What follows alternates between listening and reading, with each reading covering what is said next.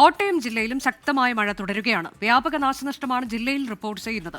മറ്റക്കരയിൽ വീടിന് മുകളിലേക്ക് തേക്ക് വീണു. അപകടത്തിൽ നിന്ന് അമ്മയും മക്കളും അത്ഭുതകരമായി രക്ഷപ്പെട്ടു. കോട്ടയത്ത് നിന്ന് ടോബി ജോൺസൺ തയ്യാറാക്കി റിപ്പോർട്ട് കാണും. അതിശക്തമായിട്ടുള്ള മഴയാണ് കോട്ടയത്ത് റിപ്പോർട്ട് ചെയ്തുകൊണ്ടിരിക്കുന്നത്. കഴിഞ്ഞ ദിവസങ്ങളിലെല്ലാം ശക്തമായിട്ടുള്ള മഴ പെയ്തിരുന്നു. എന്തായാലും ഇന്നലെ ഉച്ചയ്ക്ക് ശേഷമുണ്ടായ ശക്തമായ കാറ്റും മഴയുമാണ് വലിയ നാശനഷ്ടങ്ങളിലേക്ക് കാര്യങ്ങൾ എത്തിച്ചത്. ഞാനിപ്പോൾ നിൽക്കുന്നത് കോട്ടയം മറ്റക്കരയിലാണ്. മറ്റക്കരയിൽ ഒരു വീടിന് മുകളിലേക്ക് ഒരു തേക്ക് മറിഞ്ഞു വീണിരിക്കുന്ന കാഴ്ചയാണ് നമുക്ക് കാണാൻ സാധിക്കുന്നത്. അത്ഭുതകരമായി ഈ വീട്ടിലുണ്ടായിരുന്നവർ രക്ഷപ്പെട്ടു. അനു എന്ന് പറയുന്ന ഒരു സ്ത്രീയും 2 കുട്ടികളുമാണ് ഇവിടെ താമസിച്ചുകൊണ്ടിരുന്നത്. അവർ ഇവിടെ ഉണ്ടായിരുന്ന സമയത്താണ് ഈ സംഭവം നടക്കുന്നത്. ഇന്നലെ ഉച്ചയ്ക്ക് ശേഷമായിരുന്നു. ആ സമയത്ത് ശക്തമായിട്ടുള്ള കാറ്റ് വീശുകയും തുടർന്ന് ഈ തേക്ക് മറിഞ്ഞ് ഈ വീടിന് മുകളിലേക്ക് വീണ് വലിയ നാശനഷ്ടങ്ങൾ ഉണ്ടായി. അത്ഭുതകരമായി 2 കുട്ടികളും അനുവും അവിടെ നിന്ന് രക്ഷപ്പെട്ടു എന്നാണ് നമുക്ക് മനസ്സിലാകുന്നത്. എന്തായാലും അനു നമ്മളോടൊപ്പം ചേരുന്നുണ്ട്. എന്താണ് സംഭവിച്ചത് ഇന്നലെ? ഞങ്ങൾ അറിയുന്നില്ല, ഈ തേക്കുമരം വന്ന് പയ്യെ വീഴുന്ന കാര്യം ഞങ്ങൾ അറിയുന്നില്ലായിരുന്നു.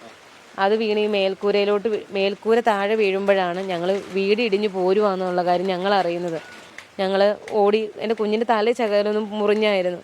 ഞങ്ങൾ വേഗം അടുത്ത വീട്ടിലോട്ട് ഞങ്ങൾ ഓടി പോവുക ചെയ്ത്. അവരെ വിളിച്ച് ഞങ്ങൾ പിന്നെ ഹോസ്പിറ്റലിൽ പോയി. ഭയങ്കര അത്ഭുതകരമായിട്ട് ഞങ്ങൾ 3 പേരിനകത്തുനിന്ന് രക്ഷപ്പെട്ടത്. ശക്തമായിട്ടുള്ള കാറ്റും മഴയുമാണ് ഇവിടെ ഇപ്പോൾ ഉണ്ടായിക്കൊണ്ടിരിക്കുന്നത്.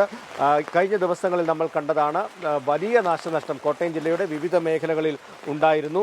അത് ഒരു ഇന്ന പ്രദേശമെന്ന് നമുക്ക് പറയാൻ സാധിക്കില്ല.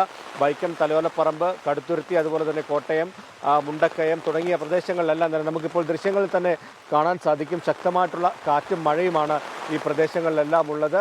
അതുകൊണ്ട് തന്നെ ജാഗ്രത പാലിക്കണമെന്ന് ജില്ലാ ഭരണകൂടം നിർദ്ദേശം നൽകിയിട്ടുമുണ്ട്. ഒപ്പം തന്നെ ഇന്ന് വിദ്യാലയങ്ങൾക്ക് അവധിയും പ്രഖ്യാപിച്ചിട്ടുണ്ട്. നാശനഷ്ടങ്ങളുടെ കണക്കെടുപ്പ് അടക്കമുള്ള കാര്യങ്ങൾ അടുത്ത ദിവസങ്ങളിൽ ഉണ്ടാകുമെന്നാണ് നമുക്ക് മനസ്സിലാക്കാൻ സാധിക്കുന്നത്. നിരവധി വീടുകളുടെ മുകളിലേക്ക് ഇത്തരത്തിൽ മരങ്ങൾ വീണ് നാശനഷ്ടങ്ങൾ സംഭവിച്ചിട്ടുണ്ട്.